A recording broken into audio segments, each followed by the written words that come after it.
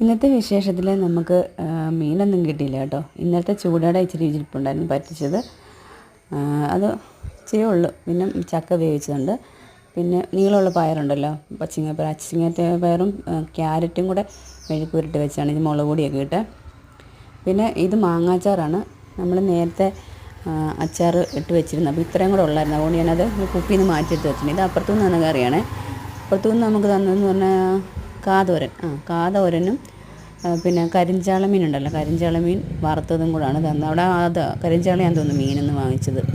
ഇന്നലെയും കണ്ട് വാങ്ങിച്ച മീനത്. അപ്പോൾ നമുക്ക് മെഴുക്കുപുരട്ട് കൊണ്ട് കൊടുക്കാൻ അപ്പുറത്തോട്ട് പോകാം കേട്ടോ. പിന്നെ അമ്മു സ്കൂളിൽ പോയി. അമ്മുന് സെക്കൻഡ് സാറ്റർഡേ മാത്രമേ ഉള്ളൂ അവധിയുള്ളൂ. എക്സാം ഉണ്ടല്ലോ, സംസ്കൃതത്തിൻ്റെ എക്സാമാണ് ഇന്ന്. നിങ്ങൾ തീരണ്ടായിരുന്നു. ഇന്നലെ എക്സാം ഇല്ലായിരുന്നല്ലോ, അവധിയല്ലായിരുന്നു. അതുകൊണ്ട് അത് ഇംഗ്ലീഷായിരുന്നു. ഇംഗ്ലീഷിൻ്റെ എക്സാം ഇനി എന്നാന്ന് അറിയത്തില്ല. അപ്പം നമുക്കിതുകൊണ്ട് കൊടുക്കാനായിട്ട് അപ്പുറത്തോട്ട് വെളിലോട്ട് ഇറങ്ങാൻ പോകണേ. കണ്ടോ, വെളിലോട്ട് ഇറങ്ങി. അപ്പോൾ ഇന്ന് ചേട്ടൻ ജോലിക്ക് പോയി, ഓഫീസിലെങ്ങോട്ട് ഇൻസ്പെക്ഷന് പോകണം. അപ്പം കാറിനകത്താണ് പോയത്. അപ്പം കണ്ടോ, ഇത് കാറില്ലാത്തതുകൊണ്ട് തന്നെ നല്ല വെട്ടമുണ്ട് അവിടെ. ഇവിടെ നിങ്ങോട്ടും നമ്മുടെ അവിടെ പൂ കാണിക്കാൻ വേണ്ടിയാണ് ഇതിങ്ങനെ വന്നത് കേട്ടോ. നല്ല രസമല്ലേ കാണാൻ, നല്ല റെഡ് കളറാണ്, നല്ല രസമാണ് പൂ നിൽക്കുന്നത് കാണാൻ കേട്ടോ. അപ്പം നമുക്ക് അപ്പുറത്തോട്ട് അതുകൊണ്ട് കൊടുക്കാനായിട്ട് അങ്ങോട്ട് പോവാം. അമ്മ അവിടെ നിൽപ്പുണ്ട്. അപ്പോൾ ഇവിടെ എന്നെ കണ്ടുകൊണ്ട് അകത്തുനിന്ന് ഇറങ്ങി വന്നു. അവൻ എന്തോ പരീക്ഷണം നടത്തിക്കൊണ്ടിരിക്കുകയായിരുന്നു അവിടെ. അപ്പോൾ എന്നെ കണ്ടപ്പോൾ ചാടി ഇറങ്ങി വന്നു.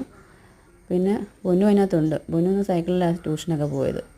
സൈക്കിൾ ഇവിടെ കൊണ്ട് വെച്ചേക്കുക. പിന്നെ ചെടിക്കൊക്കെ ഇച്ചിരി വെള്ളം ഒഴിച്ചോട്ടെ. എപ്പോഴും ഈ ചെടികൾക്ക് വെള്ളം ഒഴിക്കേണ്ടതുണ്ട്, ഇങ്ങനത്തെ ചെടിയായതുകൊണ്ടേ.